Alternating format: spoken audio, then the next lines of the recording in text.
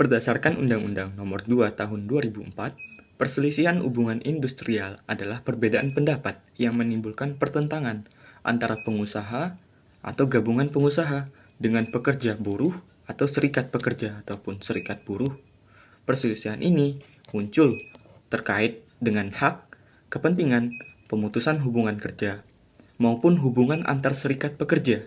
Jadi pada intinya, konflik terjadi karena ada ketidakselarasan kepentingan dalam hubungan kerja.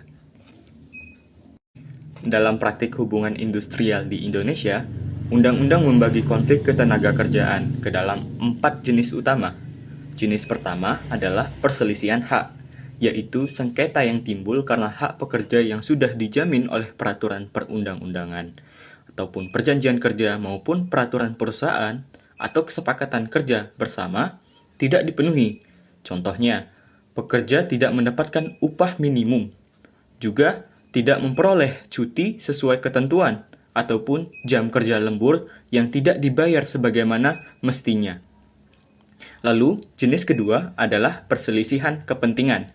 Yang berbeda dari jenis kedua ini, karena konflik ini muncul bukan mengenai hak yang sudah ada, melainkan mengenai penetapan atau perubahan syarat kerja yang baru, yang belum diatur sebelumnya. Misalnya, serikat pekerja mengajukan permintaan kenaikan bonus atau fasilitas kesehatan tambahan, tetapi perusahaan menolak karena merasa syarat tersebut belum disepakati.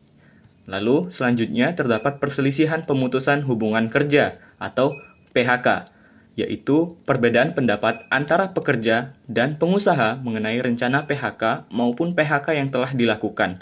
PHK yang telah dilakukan ini juga termasuk dalam persoalan yang berkaitan dengan alasan, juga prosedur yang tidak sesuai aturan, atau hak pekerja yang seharusnya diberikan setelah pemutusan hubungan kerja, seperti pesangon, uang penghargaan masa kerja, dan juga uang penggantian hak. Lalu jenis terakhir adalah perselisihan antar serikat pekerja buruh dalam perusahaan. Konflik yang terjadi antara dua serikat atau lebih dalam lingkup perusahaan yang sama. Sengketa ini umumnya berkaitan dengan perebutan keanggotaan, kewenangan mewakili pekerja dalam perundingan, atau pelaksanaan perjanjian kerja bersama. Selanjutnya, faktor-faktor yang dapat mempengaruhi terjadinya perselisihan hubungan industrial. Beberapa faktor utama penyebab terjadinya perselisihan hubungan industrial antara lain adalah perbedaan penafsiran aturan. Seringkali, pekerja dan juga perusahaan sama-sama merujuk pada aturan yang sama, tetapi memahami bunyinya secara berbeda. Dari sinilah muncul klaim ataupun sanggahan yang memicu konflik. Faktor kedua adalah pelanggaran hak pekerja. Contohnya, lembur sudah dilakukan, tetapi upahnya tidak dibayarkan sesuai ketentuan, atau hak cuti yang seharusnya diterima malah ditolak. Lalu selanjutnya, ada ketidakjelasan status kerja, yang paling sering terjadi pada sistem kontrak atau outsourcing, ketika pekerja bekerja bertahun-tahun, namun statusnya tidak jelas, apakah tetap atau kontrak. Maka timbul tuntutan pengangkatan. Lalu kemudian ada ketidakseimbangan posisi tawar. Dalam beberapa perusahaan, kebijakan kerja lebih banyak ditentukan sepihak oleh manajemen, sehingga pekerja merasa tidak punya kekuatan untuk bernegosiasi. Yang terakhir adalah kebijakan perusahaan yang merugikan pekerja. Misalnya, perusahaan tiba-tiba mengubah sistem kerja, target, atau jam kerja tanpa kesepakatan bersama. Kebijakan seperti ini umumnya langsung menjadi pemicu perselisihan. Lalu, siapa saja sih para pihak-pihaknya? Pihak-pihak yang berperan dalam penyelesaian perselisihan hubungan industrial tidak lain yaitu pekerja atau buruh, sebagai individu yang merasa dirugikan oleh kebijakan ataupun tindakan perusahaan. Mereka dapat bertindak sendiri atau melalui kuasa hukum. Pihak berikutnya adalah serikat pekerja atau serikat buruh. Ketika pekerja menjadi anggota serikat, perselisihan biasanya ditangani oleh serikat karena mereka memiliki fungsi memperjuangkan dan melindungi kepentingan pekerja dalam perundingan ataupun penyelesaian sengketa. Di sisi lain, terdapat pengusaha atau perusahaan sebagai pihak yang berselisih dengan pekerja. Dalam praktik, perusahaan biasanya diwakili oleh bagian HRD, manajemen, atau kuasa hukum perusahaan. Apabila perselisihan tidak selesai melalui perundingan langsung, proses kemudian melibatkan mediator dari Dinas Tenaga Kerja. Mediator berperan menjadi pihak netral yang membantu kedua belah pihak mencari solusi tanpa harus masuk ke pengadilan. Selain mediator, ada juga arbiter, namun sifatnya opsional. Arbitrase dilakukan jika kedua pihak sepakat menyerahkan penyelesaian sengketa kepada arbiter. Keputusan arbiter bersifat final dan juga mengikat. Apabila proses sebelumnya tetap tidak mencapai kesepakatan, maka perkaraan dilanjutkan ke Pengadilan Hubungan Industrial atau PHI. PHI tersendiri merupakan forum peradilan khusus di bawah lingkungan peradilan umum yang menyelesaikan sengketa ketenaga kerjaan dan menjadi jalur terakhir dalam penyelesaian perselisihan. Nah, bagian selanjutnya akan dilanjutkan oleh saya, yaitu bagian landasan hukum. Pada bagian ini, saya akan menjelaskan landasan hukum yang menjadi dasar pengaturan hubungan kerja dan mekanisme penyelesaian perselisihan hubungan industrial di Indonesia. Nah, landasan hukum ini membentuk kerangka normatif yang mengikat para pekerja, pengusaha, serta lembaga penyelesaian sengketa. Nah, landasan hukum pertama adalah Undang-Undang Nomor 13 Tahun 2003 tentang ketenaga kerjaan. Undang-undang ini menjadi dasar utama pengaturan hubungan kerja antara pekerja dan pengusaha. Dalam konteks perselisihan hubungan industrial, undang-undang ini mengatur pertama hubungan kerja yang terdiri dari unsur pekerjaan, upah, dan perintah sebagaimana diatur dalam pasal 1 dan pasal 50. Selanjutnya, hak dan kewajiban pekerja dan pengusaha termasuk pengupahan, waktu kerja, jaminan sosial, dan perlindungan kerja. Kemudian pemutusan hubungan kerja atau PHK khususnya dalam pasal 150 sampai pasal 172 yang mengatur alasan, prosedur, dan akibat hukum PHK. Nah, landasan hukum kedua adalah Undang-Undang Nomor 11 Tahun 2020 tentang Cipta Kerja yang kemudian diturunkan lebih lanjut melalui PP atau Peraturan Pemerintah Nomor 35 Tahun 2021. Nah, Undang-Undang Cipta Kerja ini membawa perubahan signifikan dalam hukum ketenagakerjaan khususnya pada penyederhanaan ketentuan PHK, kompensasi, dan pesangon, perubahan skema perlindungan pekerja, termasuk pengenalan jaminan kehilangan pekerjaan atau JKP, dan penyesuaian mekanisme perjanjian kerja waktu tertentu atau PKWT. Nah, pada Peraturan Pemerintah Nomor 35 Tahun 2021, secara teknis ia mengatur tata cara PHK, besaran uang pesangon, uang penghargaan masa kerja, dan uang penggantian hak, serta perlindungan bagi pekerja yang terkena PHK. Nah, perubahan ini itu menimbulkan dinamika baru dalam hubungan industrial. Nah, landasan hukum utama prosedural adalah Undang-Undang Nomor 2 Tahun 2004.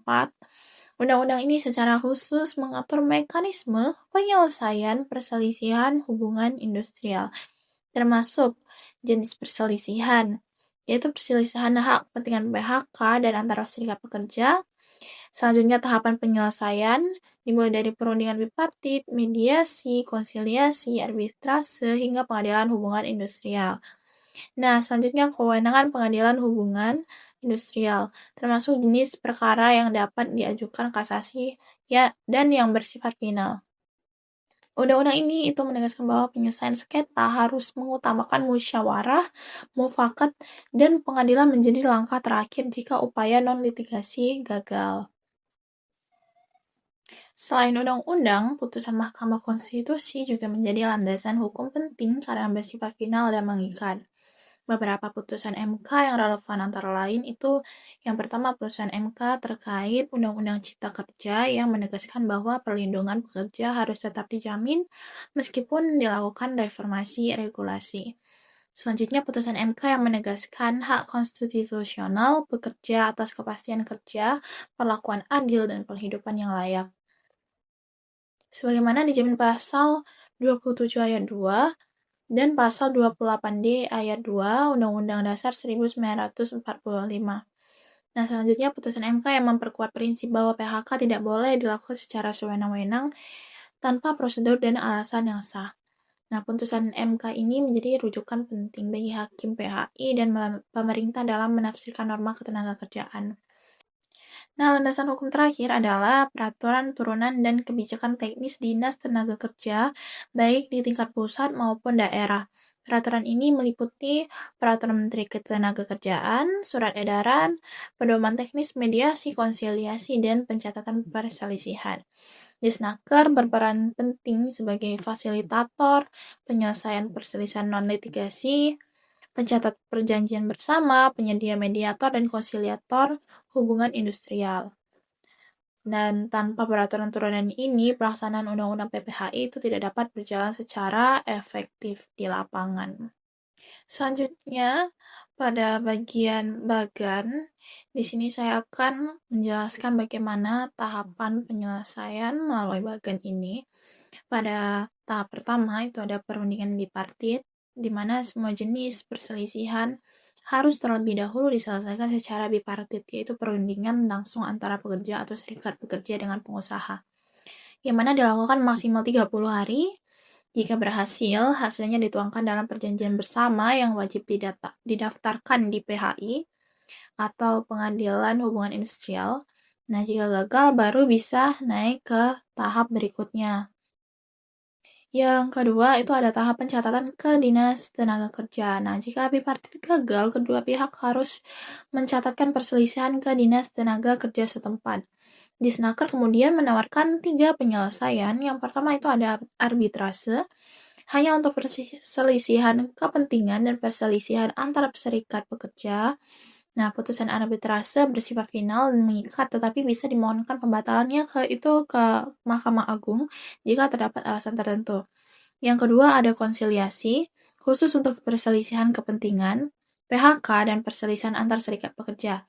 Nah, konsiliator bertindak sebagai penengah dan memberikan anjuran tertulis. Selanjutnya ada mediasi, berlaku untuk semua jenis perselisihan, hak, kepentingan, PHK, dan antar serikat pekerja. Nah, di mediasi ini ada mediator yang memberikan anjuran tertulis. Nah, jika proses ini tidak mencapai kesepakatan, maka diteruskan ke PHI atau Pengadilan Hubungan Industrial.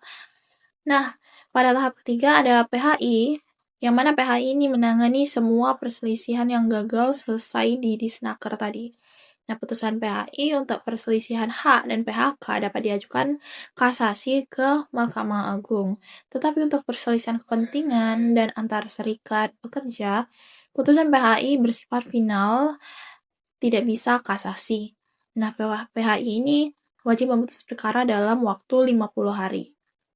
Nah, pada tahap keempat itu ada Mahkamah Agung. Jika salah satu pihak tidak puas dengan putusan PHI dalam perkara hak atau PHK, mereka dapat mengajukan kasasi ke Mahkamah Agung. Batas waktu MA mengeluarkan putusan adalah 30 hari. Pada tahap ini itu putusannya bersifat final dan melanjut mengikat. ke contoh kasus yang ada di PPT ini. Jadi contoh kasusnya adalah antara pekerja outsourcing dengan PT Pelindo II.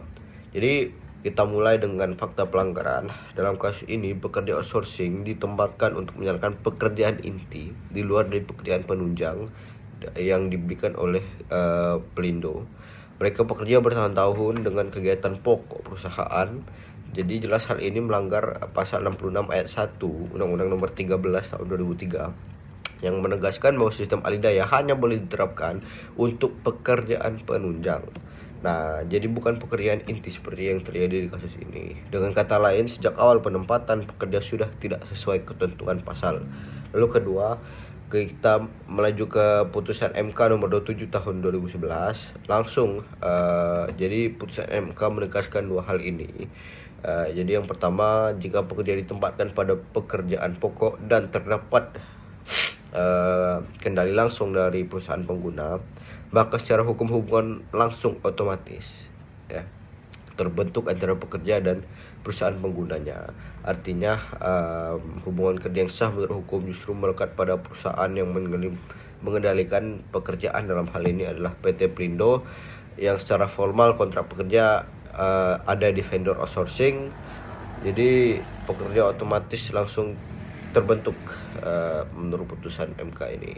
Ketiga, kita beralih ke status berubah menjadi PKWTT atau perjanjian kerja waktu tidak tertentu yang merupakan kontrak kerja untuk karyawan tetap dengan hubungan kerja yang bersifat permanen dan tidak memiliki batas waktu berubah, yaitu pekerja PT Pelindo II. Karena unsur hubungan yang kerja yang langsung dianggap tidak terpenuhi, Pelindo diwajibkan untuk membayar seluruh hak normatif ketenagakerjaan sesuai dengan nilai pesangon terdapat di pasal 156, mengingat hubungan kerja yang sah harus diakui sebagai hubungan kerja tetap. Jadi kesimpulannya teman-teman, secara keseluruhan perselisihan hubungan industrial muncul ketika terdapat ketidaksesuaian kepentingan, perbedaan penafsiran hak atau ketidakselarasan dalam pelaksanaan syarat serta kerja antara pekerja dan pemberi kerja. Jadi di sini PHI memberikan suatu putusan yang legit ya, bahwa PT Pelindo seharusnya membayar sesuai pesangon, sesuai pasal yang ada tadi. Lalu di sini PHI ini bertemu pada asas musyawarah, kepastian hukum dan penciptaan keseimbangan antara hak dan kewajiban dari pekerja maupun pengusaha, sehingga hak dan kewajiban dapat terpenuhi secara keseluruhan untuk semua pihak, tidak hanya pihak yang di atas, diharapkan begitu. Itu saja dari kelompok kami. Wassalamualaikum warahmatullahi wabarakatuh.